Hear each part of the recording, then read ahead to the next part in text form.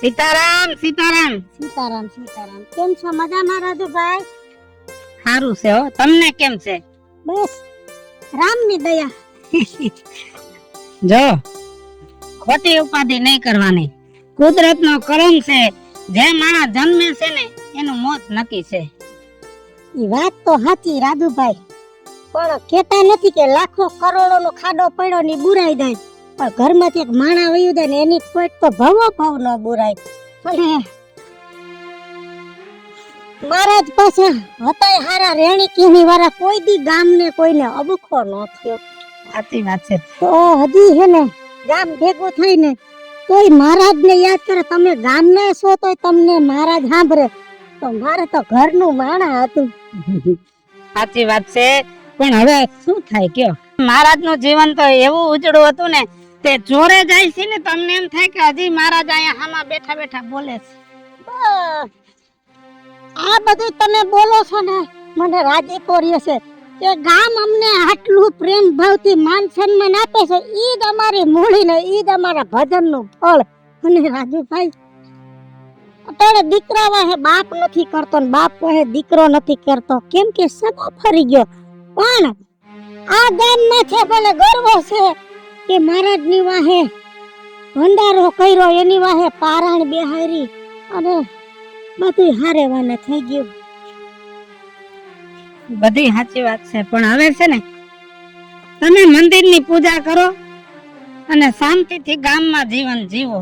હવે છે ને મેં એવી વાત સાંભળી છે કે ડોહીમાં એના છોકરાને ત્યાં વહી જવાના છે અમદાવાદ. ત્યાં ન જાતા, કેમ કે તમે વયા જશો ને તો મારું રામ મંદિર શૂન્ય થઈ જાય છે.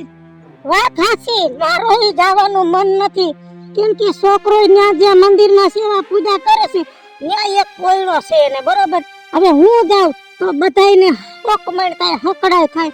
પણ હવે પછી મારે આધાર વગરની થઈ ગઈ આ ગામમાં, મારે ક્યાં સુધી લાંબા હાથ કરવા? મારે પેટ ભરવા તો જોશે. જો મારી, તમે છો ને સાધુ ના દીકરા છો અને તમારો ધર્મ છે ધર્મને સાચવવાનો. તમે ગામમાં કાંઈ એવી ઉણપ નથી રહેવા દેતા કે આપણી ધર્મની જય ન થાય. સવાર સાંજ ભગવાનની સેવા કરો છો. અને હવે મારે તમને એક કહેવાનું છે કે અત્યાર સુધી તમે રામ રોટી લેવા ગામમાં નથી નીકળ્યા, પણ હવે તમે એકલા થઈ ગયા છો ને એટલે હાથે રોટલો કરીને ન ખાતા. રામ રોટી ગામમાંથી લઈ લેજો. ભલે ભલે, બસ તમે મને આમને સપોર્ટ કરો તો મારો રાજીપો. અને તમે બધાય સોલે ઈ મારા જ છો, તો પછી મારે ક્યાં ગામને લઈને જવાની જરૂર છે? હા બસ, તમારે છે ને રોજ રામ રોટી એક ઘરેથી લઈ લેવાનું, તો તમારું પેટ ભરાઈ જશે. હાલો સીતારામ. સીતારામ.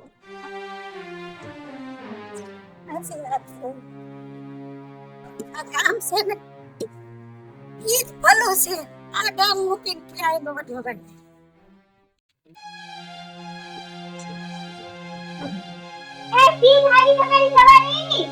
બેટા, ઓલી મણી ડોહી મરી ગઈ છે ને તો આ ભરવા જાવ છું.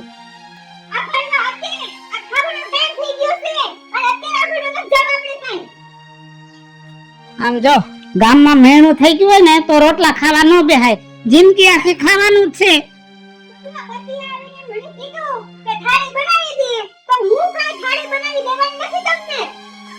કઈ વાંધો નહીં બહુ બટા, એટલું બધું ઉતાવળું બોલો માં. અને કદાચ એક તાણું નહીં ખાવ ને તો મારે કઈ ફેર નહીં પડે. ગામમાં કોઈ મરી નથી ગયું અને આ ડોહો પન્યું લઈને હાલગીનો થઈ જાય. નવરી થોડી છું હું.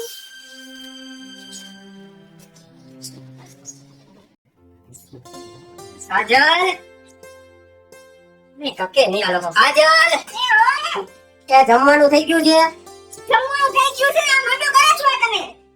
બાબા આડું આડું હું બોલે પ્રેમથી નથી કઈ આપતી તો આડું ન બોલું તો હું બોલું? આ ડોહે મારો મગજ બગાડી નાખ્યો છે. હું કીધું વળી પાછું?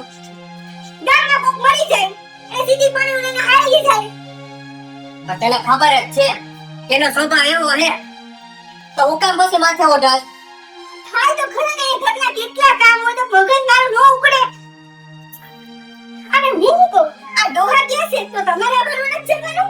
એ મારે નથી જવું, એ ગયા ને એમાં આવી ગયું.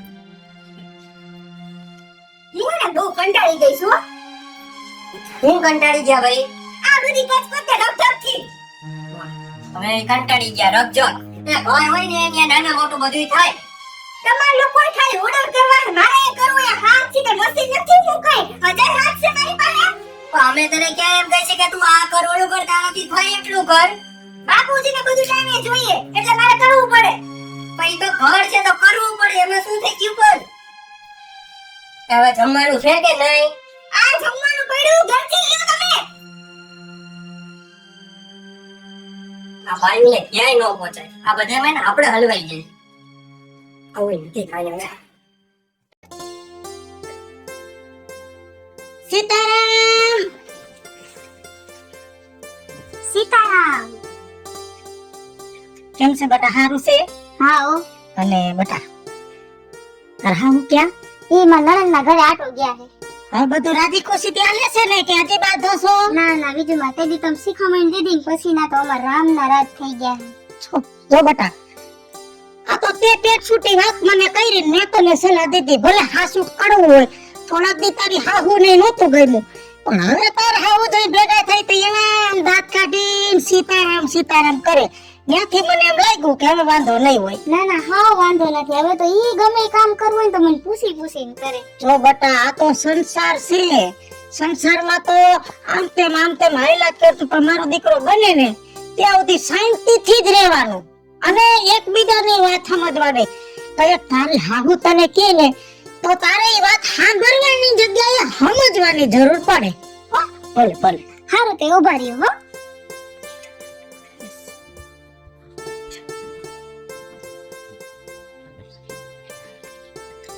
આજો અંજો આમાં કીની વાટકી પડી સુપર દેશી કઈની કી પણ પાછા ક્યારે આવશો હા બેટા જો હું એકલી મારે જોઈ કેટલું આટલું આપણું ગામ કેવડું હે બધાયની ઘરે એક દી જાતા છે ને તારી ઘરે લગભગ 20 પછી દેવારો આવે પણ દેખવા આવે હા પણ આવજો હો. ભલે સીતારામ સીતારામ આના તે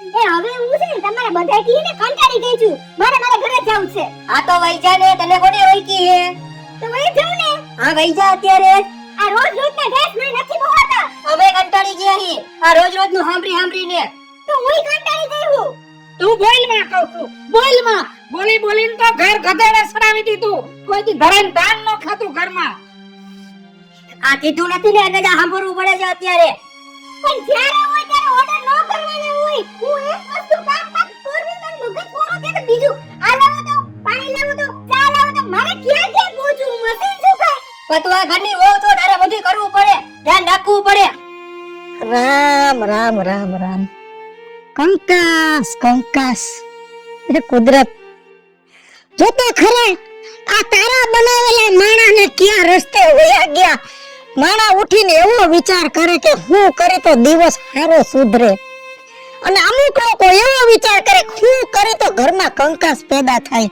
કંકાસ થી તો ગોરાના પાણી ફૂંકાઈ જાય સીતારામ સીતારામ હવે બસ થઈ ગયું બસ વહુ તમે રહોડામાં જાઓ અને તું ઘરમાં જા કોણ જાણે આ ઘરને કોની નજર લાગી ગઈ છે રોજ ઉઠીને હવારમાં ડેકારો ડેકારો ડેકારો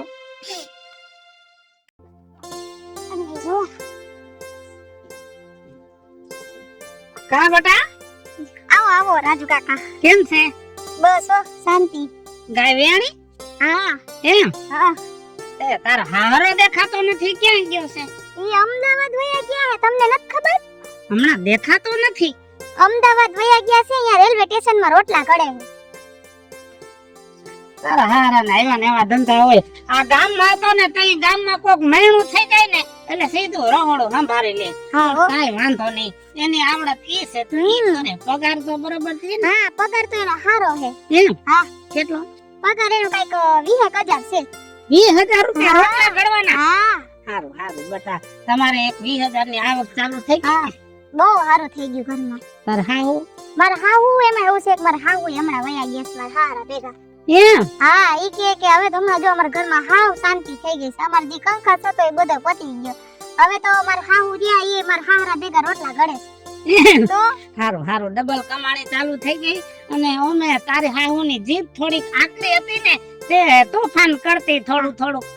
ના ના હવે તો ઈ બેય માણા હું તો કહું છું, મને બેય માણા પોહાય. હવે મને કાંઈ વાંધો નથી બેય ભેગો રહેવામાં. આવક ચાલુ થઈ ને એટલે ઈ હારા લાગવા માંડ્યા. ના ના એવું નથી રાજુ કાકા, બેનો સ્વભાવ સારો થઈ ગયો હવે, પેલા કરતા સારો થઈ ગયો છે. સારું કઈ વાંધો નહીં. હવે છાશ લઈ જઈશું. સાહેબ લઈ જજો ને દૂધે લઈ જજો બેહાડી છે હો ને. હા હાલો તે આવજો. હા હા. હા હા. કાજલ, કાજલ, આ અંદર થેલો કેનો પડ્યો છે? મારો કેમ? હું જાઉં છું મારા બાપુજી ઘરે મારું માઇન્ડ ફ્રેશ કરવા માટે. કેમ ન્યા આવું છે અત્યારે? હવે અહીંયા આવને પ્રોબ્લેમ પડે. કીધું તો ખરા હું કંટાળી ગઈ છું આ ઘરથી, એટલે મને કંઈક શાંતિનું વાતાવરણ જોઈએ છે.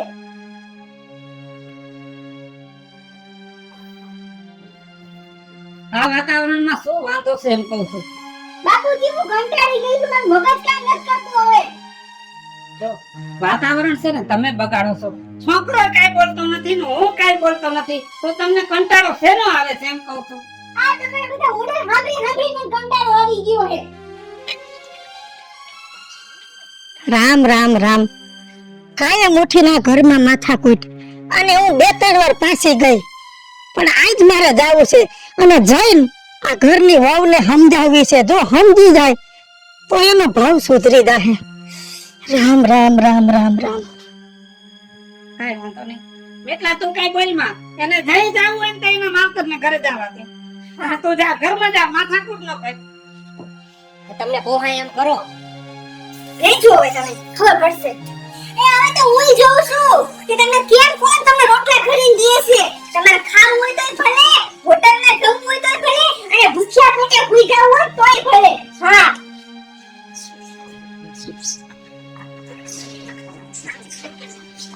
સીતારામ સીતારામ.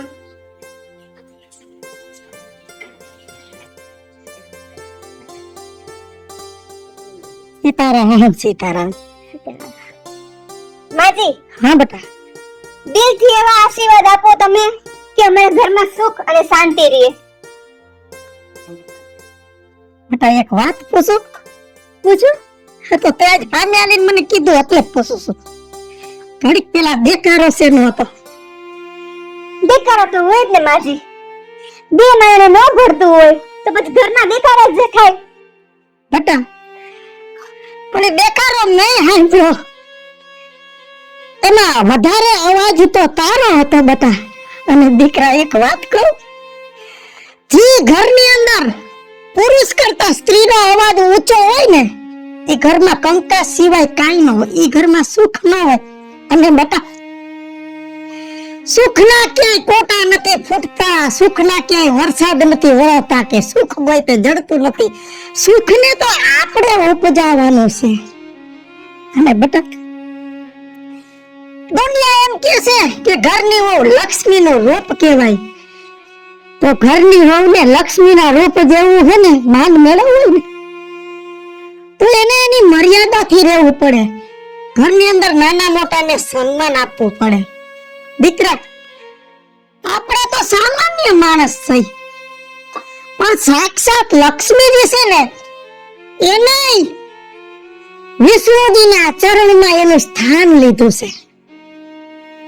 તો આપણે આપણા સ્થાનને કેમ ભૂલવું જોઈએ?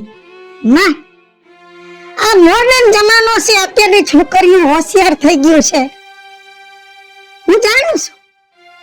પણ દીકરા આ જમાનો મોડર્ન થયો છે. આપણા સંસ્કાર, ધર્મ, પરંપરા, આપણી સંસ્કૃતિ ઈ મોડર્ન નથી થઈ. અને બેટા હજી તને કહું છું કે સુખી થવું હોય ને તો તારે સમજવું પડશે. હું એમ નથી કહેતી કે ધણીના પગ ધોઈને પીવો, ધણીની 24 કલાક સેવા કરો, પણ ધણીને માન સન્માન રાખો ને ધણીથી ઊંચો અવાજ ન કરો. કારણ કે જે ઘરની અંદર પુરુષ કરતા સ્ત્રીનો અવાજ ઊંચો હશે ને એ ઘરમાં કંકાસ હશે, કોઈ દી સુખ ને શાંતિ નહીં હોય.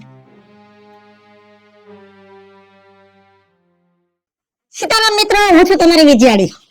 સીતારામ મિત્રો, હું છું રાજેન્દ્ર પંચાલ. સીતારામ મિત્રો, હું છું મિતેશ લાખાણી.